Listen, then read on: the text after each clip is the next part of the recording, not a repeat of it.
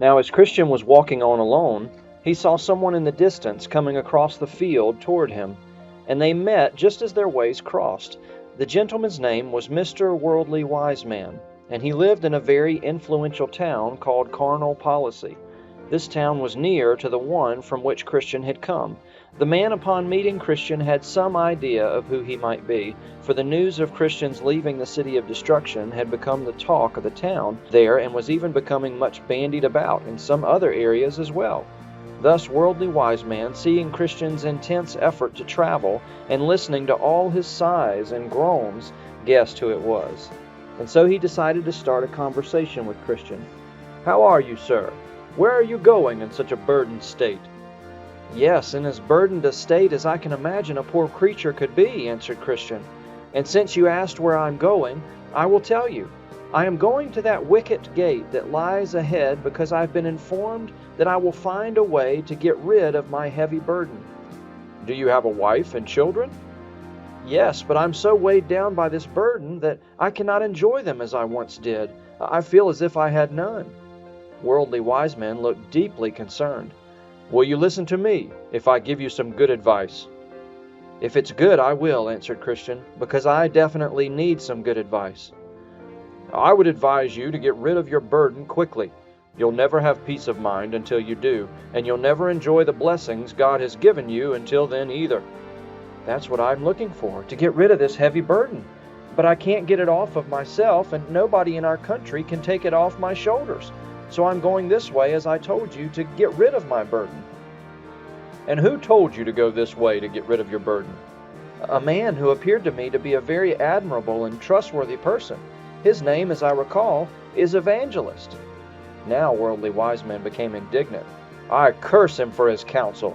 There's not a more dangerous and troublesome way in all the world than the one he's steered you toward. And that is what you will find if you allow yourself to be led by his counsel. I can tell that you've already had some trouble, for I can see the dirt of the swamp of despond on you. That swamp is only the beginning of the sorrows that come to those who take this way. Listen to me, for I'm older than you. If you take this way, you'll likely meet with fatigue, pain, hunger, danger, nakedness, swords, lions, dragons, darkness, and, in a word, death. This is the truth that's been confirmed by many testimonies. Should a man be so careless as to throw his life away by giving heed to a stranger?" "Listen," Christian groaned, "this burden on my back is more terrible than all these things you've mentioned. No, I don't care what I encounter on the way, as long as I can also find deliverance from my burden." Worldly Wiseman resumed his interrogation. "How did you first receive your burden?" "By reading this book in my hand," said Christian. "I thought so. It's happened to you just like to other weak people who, meddling with things beyond their understanding, fall into the same mental confusion and obsessive behavior as you have. This can only break a man down, and I can perceive this is the case with you. These people take off on desperate ventures seeking to receive something they know nothing about." Christian, straining under the weight of his burden, immediately replied, "I know what I am seeking, freedom from my heavy burden." "But why do you seek for freedom in this way, seeing that it's so dangerous?" "If you had the patience to listen, I could direct you to what you're looking for without the dangers that you'll encounter by going this way.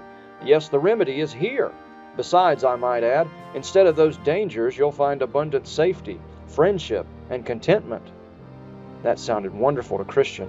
"Sir, I beg you, please reveal this secret to me." "Well, a short distance from here, there's a village named Morality. In this village lives a man named Legality. This man has sound judgment and a very good reputation. He has skill in helping people like yourself get such burdens off their shoulders. Yes, to my knowledge, he's done a great deal of good this way.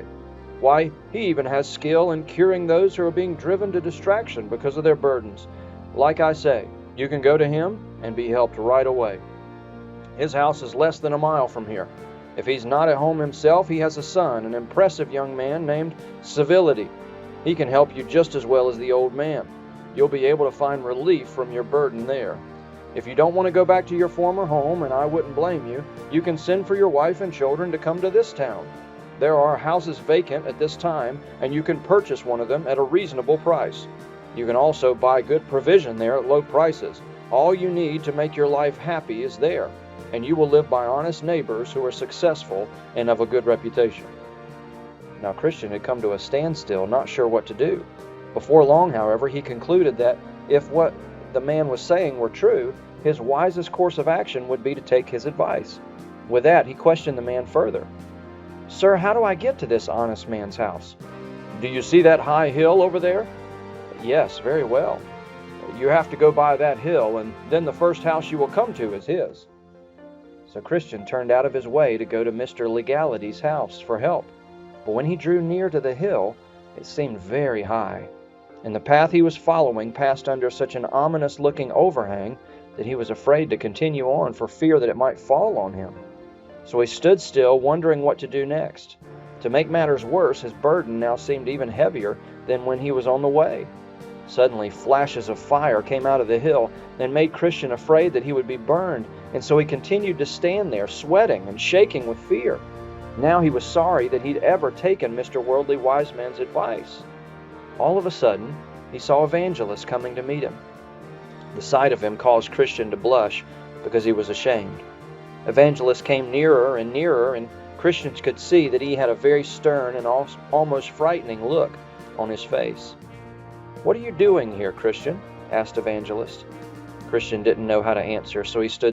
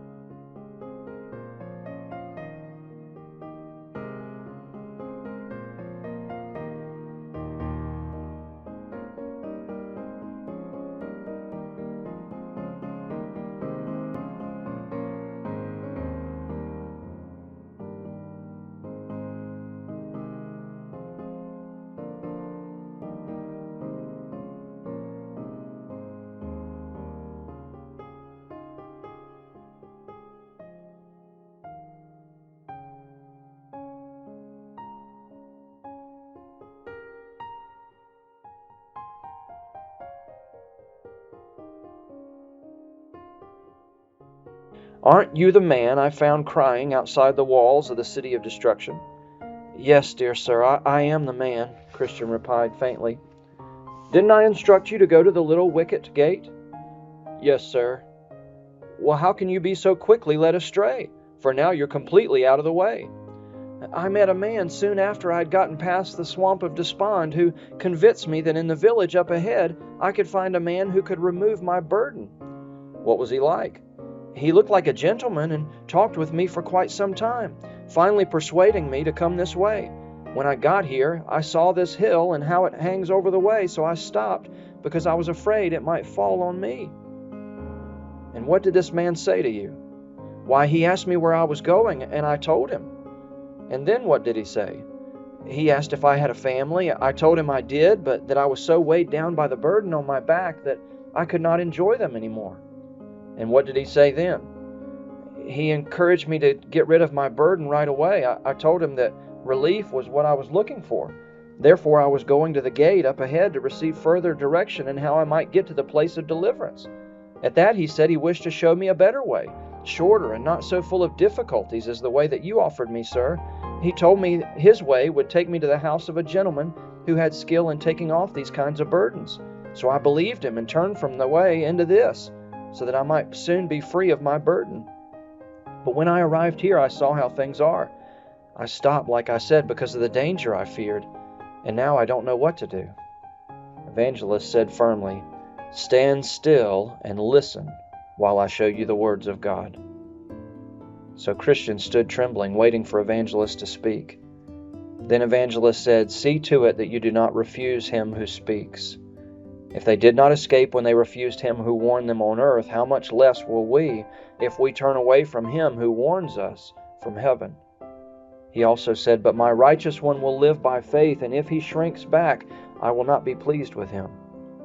Evangelist then explained and applied the words, "You are the man, Christian, who is running into this misery. You've begun to reject the counsel of the Most High and to shrink back from the way of peace, even risking utter destruction." Then Christian fell down at his feet like a dying man, crying, "Woe is me, for I am ruined." When Evangelist saw this, he took him by the right hand, saying, "Every sin and blasphemy will be forgiven men. Don't be faithless any longer. Believe." Then Christian began to feel some relief, and so he stood up, once again trembling before Evangelist. "You must take more seriously what I tell you," Evangelist continued. "I will now show you who it was that deceived you, and also to whom he was sending you. This man who met you is one called Worldly Wiseman. His name is appropriate partly because he respects only the values and wisdom of this world, and therefore always goes to church in the town of morality. Also, he loves the wisdom of the world best because it spares him from facing the cross. Also, because he is of a carnal disposition, he seeks to pervert my ways even though they are right. Now there are 3 things in this man's counsel that you must utterly abhor. First, his turning you out of the way. Second,